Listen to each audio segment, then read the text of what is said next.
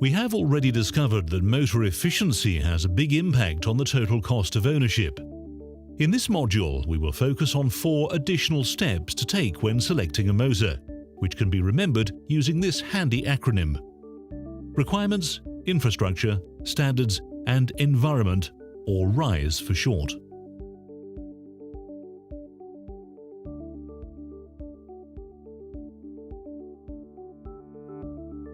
Sizing the motor correctly is very important. A motor is correctly sized when it runs at the rated torque and speed, delivering the rated power output whilst consuming the rated input current. To find out where this rated operation point is, we can look at the torque curve of the machine.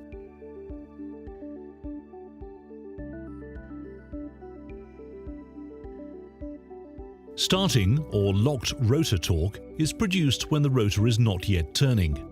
This must exceed the load torque for the motor to accelerate the load.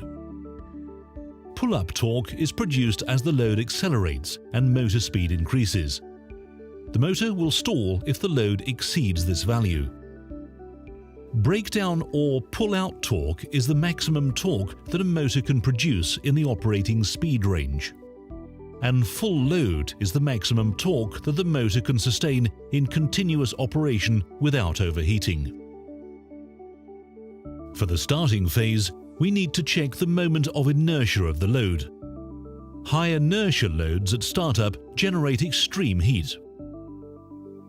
We also need to check whether the motor will be connected directly to the main supply to run at fixed speed, or if it'll be controlled by a variable speed drive. This is important as direct-on-line motors, especially those driving heavy fans or pumps, need a high starting torque, whereas those connected to a variable speed drive can have a controlled start with less impact on the grid.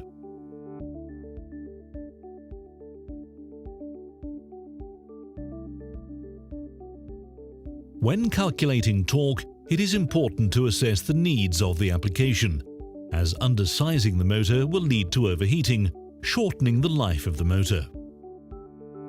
Conversely, an oversized motor could be a waste of money. Not only are you buying more equipment than you need, but the running costs will be higher as the duty point will be too low on the motor efficiency curve.